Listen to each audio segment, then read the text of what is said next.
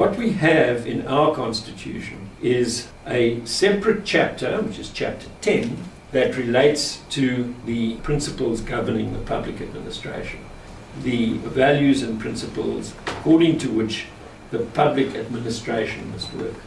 A high standard of professional ethics must be promoted and maintained. Efficient, economic, and effective use of resources must be promoted. Public administration must be development-oriented. Services must be provided impartially, fairly, equitably, and without bias. People's needs must be responded to, and the public must be encouraged to participate in policy making. Public administration must be accountable. Transparency must be fostered by providing the public with timely, accessible, and accurate information, and good human resource management must be put in place. Now, none of those are fully realized in South Africa, even though we see in the back of the Constitution in section 237 these famous words: all constitutional obligations must be performed diligently and without delay. And we need to unpack why it doesn't happen, so that we can understand what is going on in Parliament at the SONA, the state opening of Parliament, in the question time, in the clashes between mainly the EFF but also the DA and the governing alliance led by the ANC. And you can see this on the ANC's website. I'm not making it up.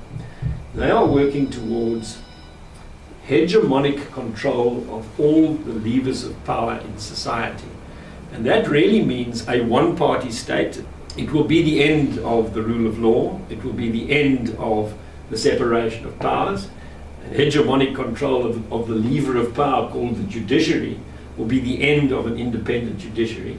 And you see it happening incrementally with the placement of a social worker as the head of the police. Very strange thing to do.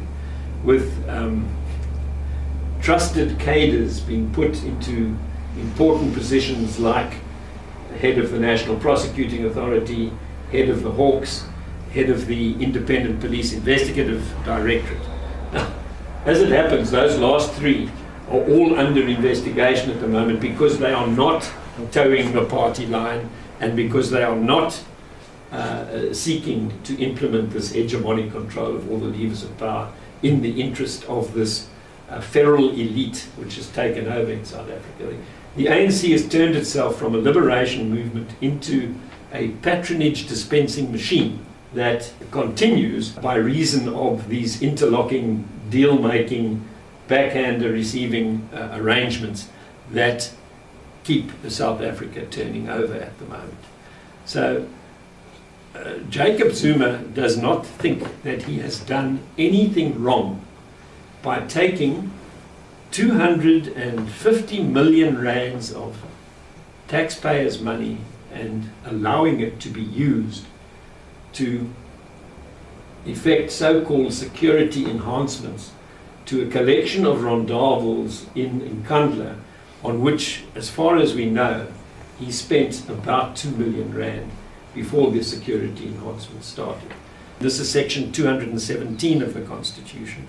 You may not spend public money unless you first put in place a system which ensures that the procurement of goods and services is done fairly, equitably, transparently, competitively, and cost effectively.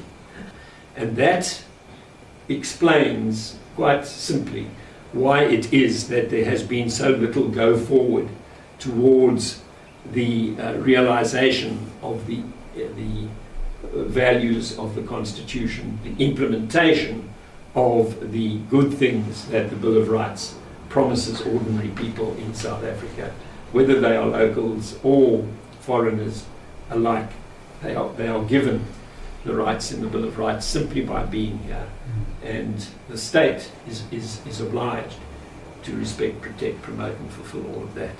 So enter left Julius Malema and the economic freedom fighters, and you get into a serious conflict between those who are pursuing what is called the National Democratic Revolution and those who are seeking to hold to account the people with their hands on the levers of power.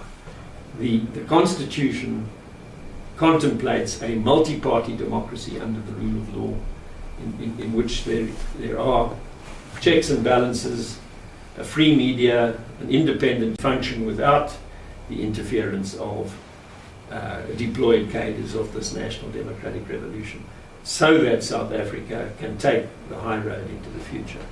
The value system that is informing the activities of the players is not the same value system as that adopted in the Constitution. What we have in South Africa at the moment is a system which is failing because accountability and responsiveness to the needs of ordinary people are not as close to the front of the stove that they should be.